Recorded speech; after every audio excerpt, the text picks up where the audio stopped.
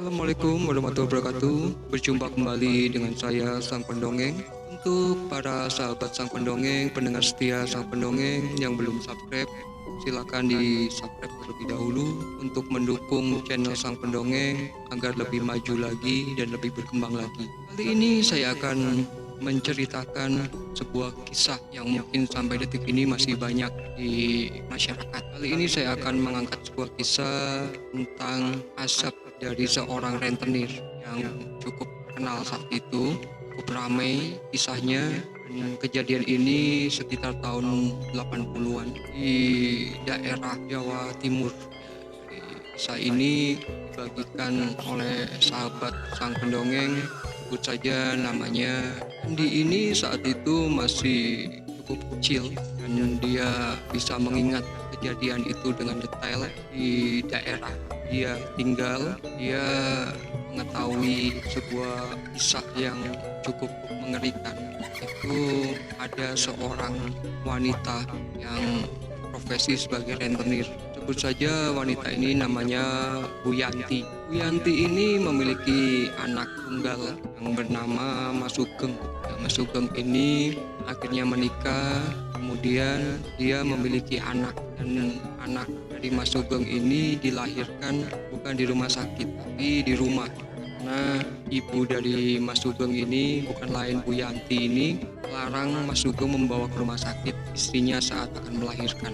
Dan saat itu istrinya Mas Sugeng ini melahirkan dengan normal dan masyarakat sempat terkejut karena bisa melahirkan sendiri di rumah. Dan dengan sigap masyarakat ini memanggil bidan untuk mengurus proses kelahiran ini. Singkat kata, akhirnya bidan itu pun datang dan mengurus proses kelahiran itu meskipun bayinya sudah berada di luar, sudah lahir gitu. Tapi masyarakat ini mendapat perlawanan, atau Bu Yanti ini marah-marah ke masyarakat. Tanya, untuk apa manggil bidan segala?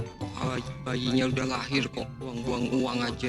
Jadi tipikal Bu Yanti ini cukup pelit ya, orangnya cukup pelit sekali. Dan mayoritas warga di kampung itu meminjam uang kepada Bu Yanti ini. Hingga suatu ketika Bu Yanti ini mengalami sakit yang tidak diketahui secara medis. Jadi kalau dibawa ke rumah sakit, Bu Yanti ini ya nggak sakit apa-apa gitu, baik-baik aja. Namun saat setibanya di rumah, Bu Yanti ini selalu mengatakan panas. Lalu setiap habis maghrib dia berteriak-teriak panas, panas, panas. Ya akhirnya sekitar 2 minggu kemudian ajal pun menjemput Bu Yanti. Saat itu satu kampung melihat kejadian itu, bahkan Andi juga sempat melihat kejadian saat itu. Bu Yanti ini sambil kepanasan begitu berteriak-teriak di lantai sambil dia menggesek-gesekkan punggungnya ke lantai, berkeliling gitu mengitari lantai ruangan tamu itu sambil berteriak panas, panas, tolong panas. Dan di situ sempat dipanggilkan kiai atau ustadz agar Bu Yanti tidak kepanasan lagi. Namun yang dilakukan ustadz dan kiai ini tidak berdampak. Saat dilantunkan ayat-ayat suci Al-Quran, Bu Yanti ini masih berteriak panas, panas, dan semakin keras teriakannya. Dan saat dituntun, anaknya mengatakan, Bu, istighfar Bu, istighfar, jangan seperti itu Bu, istighfar, malu Bu. Tapi Bu Yanti ini mengabaikan kata-kata anaknya dan tetap berteriak panas, panas, panas, tolong. Dan sekitar jam 11 malam akhirnya Bu Yanti ini pun meninggal dunia. Saat itu malam hari, jadi mau tidak mau dikebumikan besok paginya. Dan tiba-tiba setelah Bu Yanti ini meninggal, turunlah hujan yang lumayan deras. Saat itu bukan waktunya turun hujan sebetulnya, lagi musim kemarau. Itu tiba-tiba hujan dan semua prosesi pemakaman semua dilakukan dengan baik. Dan pagi harinya tepat jam 6 pagi jasad Bu Yanti ini pun dimakamkan. Dan sampai di makam pun sempat bingung warga ini karena petugas penggali makam itu itu mengatakan bahwa itu sudah tempat yang ketiga yang mereka gali, karena setiap mereka menggali tanah, mereka akan menemukan batu-batu besar. Yang pertama, tanah yang pertama yang digali, yang kedua digali lagi sampai setengah galian tanah, tiba-tiba keluarlah air, sumber air, dan itu baunya sangat busuk. Akhirnya mereka menimbun lagi tanahnya dan mereka pindah lagi ke tanah yang lain. Dan saat tanah yang lain ini pun terjadi hal yang sama lagi. Saat tanah digali sampai di tengah-tengah, keluar lagi sumber air yang sangat busuk aromanya, hingga mereka pun sampai bingung, ada apa ini sebenarnya. Jadi singkat cerita, akhirnya jasad Bu Yanti ini tetap dimakamkan dengan posisi yang tidak umum atau tidak lazim, karena orang tidak bisa masuk ke dalam liang lahat itu karena banyaknya air dan aromanya yang sangat busuk. Singkat cerita, setelah di pemakaman itu terjadi, di situ mereka semua yang mengantar jenazah kembali pulang ke rumah masing-masing, dan malamnya diadakanlah tahlilan.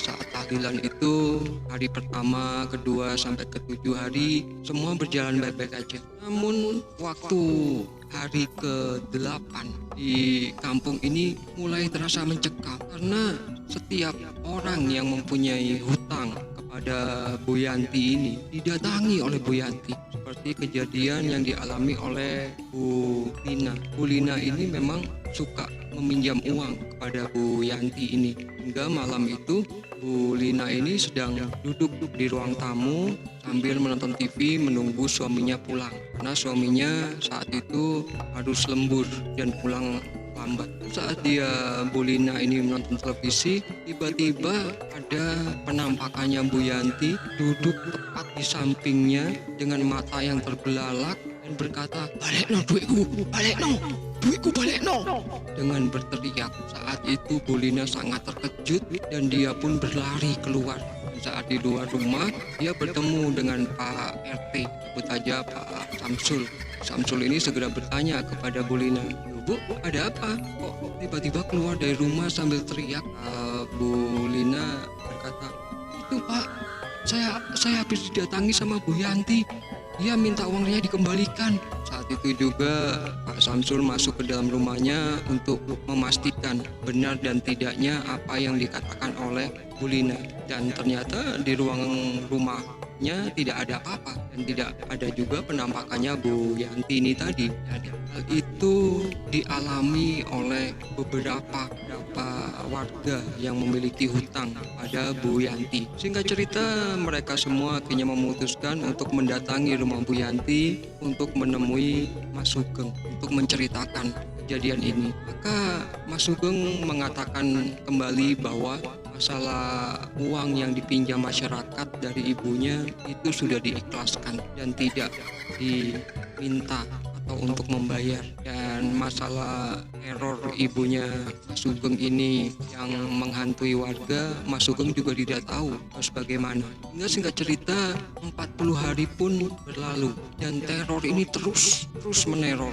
Hingga suatu ketika hari Kamis malam Jumat, Andi dan beberapa teman-temannya ini bermain di lapangan, dan itu sudah menjadi hal yang biasa bagi anak-anak kampung bermain setelah maghrib dengan teman-temannya. Dan saat itu mereka bermain, tertawa, dan tanpa memikirkan rumor yang sedang terjadi di kampung itu, tiba-tiba Andi ini mendengar ada suara tangisan di ujung lapangan.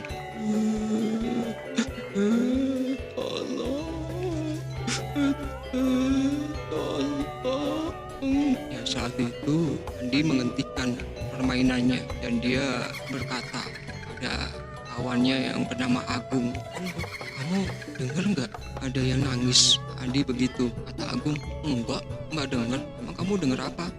Agung dengan cuek. Kata Andi, "Aku dengar orang nangis tuh di ujung sana di bawah pohon randu." Andi sambil menunjuk pohon randu. Saat itu teman-temannya Andi berpikir, kamu aja kali yang lagi halu dengar orang nangis. Mana ada orang nangis. Kemudian mereka melanjutkan permainannya. Sekitar 10 menit kemudian mereka mendengar lagi. Tapi yang mendengar tidak hanya Andi, tapi semua teman-temannya mendengar suara teriakan yang cukup keras. Balio, Balio, kita mulai, bubar, mulai. Suaranya begitu keras, mengatakan, suruh pulang, kalian pulang, bubar semuanya, pulang. Suara itu sangat keras hingga membuat anak-anak ini ketakutan. Dan mereka meyakini itu adalah suaranya Bu Yanti. Dan Bu Yanti ini memang dari sejak masa hidupnya dia sangat benci dengan anak kecil-kecil yang bermain di lapangan itu, karena rumahnya Bu Yanti ini bersampingan dengan lapangan ini. Dan dulu di masa hidupnya juga bila ada anak kecil-kecil bermain sama Bu Yanti ini dilempar batu, kalau tidak disiram air agar mereka bubar. Dan hal itu terulang kembali saat dia sudah meninggal. Maka singkat kata mereka semua pun lari pulang karena ketakutan. Dan setibanya Andi di rumah, ayahnya Andi ini bertanya, "Loh, Le, kau udah pulang, tumben, kamu kenapa kok ketakutan kayak gitu?" Ayahnya Andi menjawab, "Pak, tadi di lapangan ada Bu Yanti, Pak, marah-marah, kita diusir. Makanya kita lari semua, Pak, takut." Saat itu bapaknya Andi ini cuman tersenyum simpul. "Ada, kamu itu ngomong apa, Tole? Bu Yanti kan udah meninggal. Buruan cuci kaki, cuci tangan, ayo bubuk, ditemenin sama bapak." Saat itu bergegaslah Andi ini cuci kaki, cuci tangan, dan menuju ke kamarnya untuk tidur. Saat tidur, sosok Bu Yanti ini muncul kembali mendatangi ibunya Andi.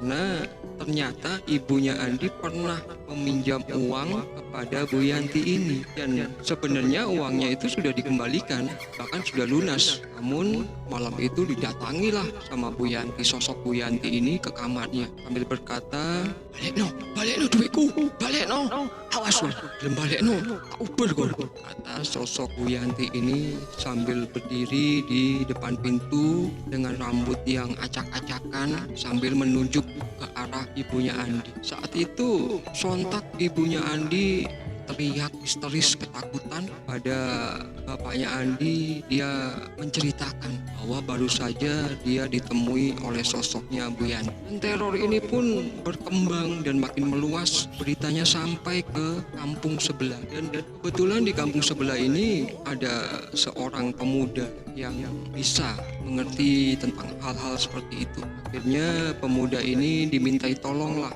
oleh warga setempat. Singkat kata, pemuda ini mendatangi makamnya Bu Yanti dan dia membacakan beberapa ayat Al-Quran dan menaburkan kacang hijau di atas makam tersebut. Dan dia mengatakan kepada masyarakat, sudah, itu bukan Bu Yanti, tapi itu Korin yang menyerupai Bu Yanti meneror warga di sini. Dan insya Allah sejak saat ini tidak ada lagi. Korin itu sudah saya ajak bicara. Dan saat itu mereka masih merasa was-was hingga setiap maghrib tidak ada orang yang berani untuk keluar rumah karena terjadinya teror tersebut. Dan hal itu sampai 100 harinya Ibu Yanti meninggal. Dan ternyata kejadian itu tidak berhenti sampai di situ karena ada hansip yang di kampung itu bertugas untuk menjaga kampung. Saat itu hansip ini seperti biasa mengentok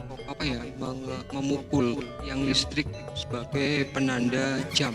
Saat dia memukul tiang listrik ini, tiba-tiba dia melihat sosok Bu Yanti ini sedang berdiri di dekat rumahnya Bu Yanti ini, dan sepertinya terdengar sedang menangis. Lalu hansip ini pun karena ketakutan dia berlari sekuat tenaga, dan keesokan paginya hansip ini pun jatuh sakit hingga meninggal dunia. Jadi inilah kisah dari seorang rentenir yang hingga wafatnya seperti itu. Bahkan hingga cerita ini disampaikan, saya ulas kejadian ini masih sering terjadi di hari-hari tertentu. Sosok Bu Yanti ini suka menampakkan diri meskipun sudah tidak berteriak-teriak, cuman menampakkan diri saja. Jadi semoga dari kisah ini bisa dipetik hikmahnya, bisa diambil pelajarannya, dan mohon maaf bila ada salah-salah kata. Assalamualaikum warahmatullahi wabarakatuh.